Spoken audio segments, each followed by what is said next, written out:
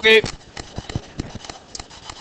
Now today we're just extending off the law of sines. What's the area of a triangle equal to?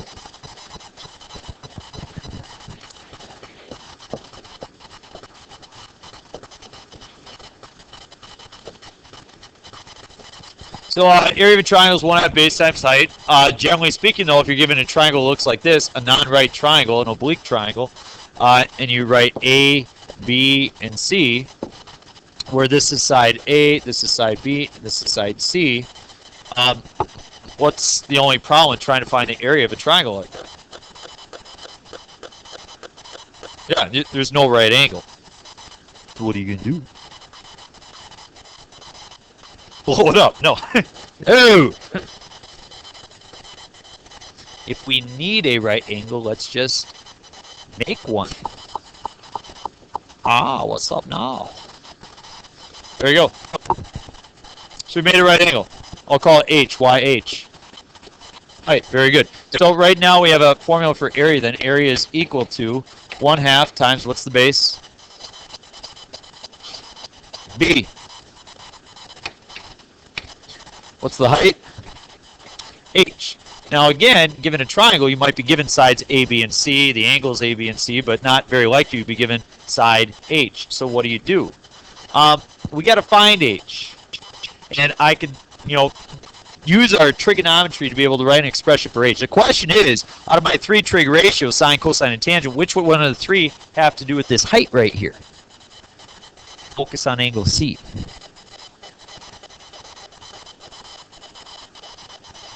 Tangent? Good, tangent. Tangent is opposite, which is H, over whatever this is. This isn't B, is it? This whole thing is B. But this larger segment right here, that's not B, that's B minus some amount. Right? So for example, if this had a distance of X, then this would be B minus X. So you can see that tangent is H over B minus X. But we don't know what X is either. So forget about tangent. Give me a different one. Sine. Sine is H over A. Well, we probably know what A is, so let's use that. Sine of C is equal to H divided by A. What to do? Multiply by A. A times the sine of C is equal to H. Now I know what H is, so what do I do with it? Starts with an S, rhymes with substitute. Kind of forgot it's not substitute, it's substitute. I kind of forgot that part. You laughed, Sini, at least. All right. There we go. That goes in for H. Got it. Area equals 1/2 times what? B and A, right? So I'll write A, because it comes first in the alphabet, and then B, and then sine of. See, it even has kind of a nice jingle to it, doesn't it? 1/2 AB sine of C. Right? No? I mean, that could be like, good advertising for mathematics. 1/2 AB sine of C. There's also another formula for area. Area is equal to 1/2 times B times C times the sine of A. Can you guess what another one is?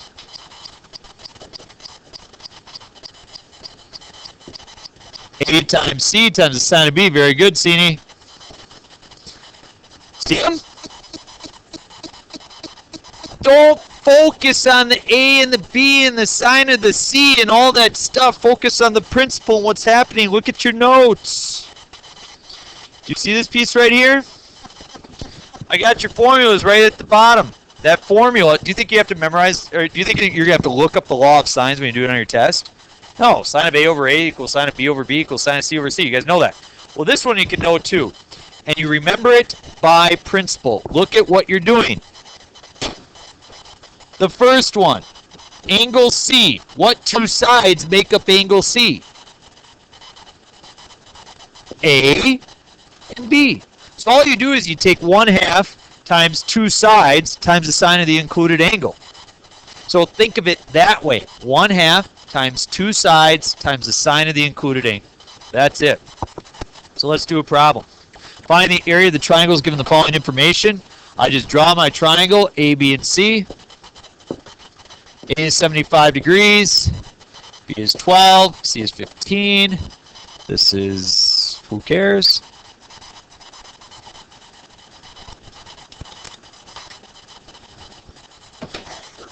Look at my two sides.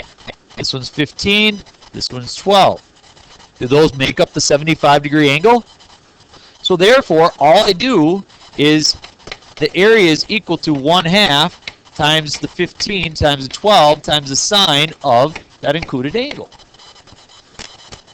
Calculator, degrees or radians? Degrees. Do it. Punch it in. Tell me what you get. You're faster than I am on my smartboard with that calculator.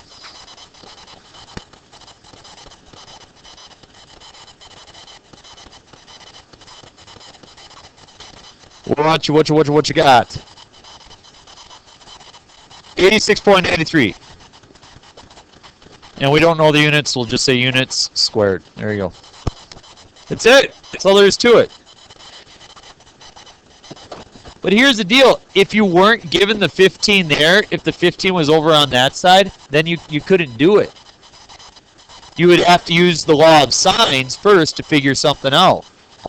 So you got to have the two sides with the included angle. We try the next one. Draw the triangle, A, B, and C. Doesn't really matter where you put them right now. C is 43 degrees. B is 9, A is 20. Do those two sides make up the angle? Yes or no? And because they do, you can then use your area formula, which is 1/2 times the two sides times the sine of the included angle. Bada bing, bada bam. What you got? The excitement is overwhelming. 61.38 units squared. Easy peasy. Lemon squeezy. Got it. Piece of cake, upside down. Your assignment. Short day today. Got the whole band trip thing, right? Imagine that. Miss Niece is now watching our video. Now she's embarrassed because I'm referencing her. Hello, Miss Niece. I'm very tall and handsome, and I have a deep voice. So I'm married with 3 kids. So, all right. Totally funny. That's just the way I am, okay? I'm a funny looking guy. So, here we go. She's probably wondering why you're doing a 7-minute video now. Well, it's because you guys are too lazy to bring your homework home. No, we got all these band people gone. So we'll do the ambiguous sign case on Monday when everybody's back. The other kids can figure this out. You got time to work, which is a half an hour. Pick up problems 11 through 14. Law of sines. Just do the law of sines, okay? But just like you practiced yesterday. But then find the area of those 4 problems.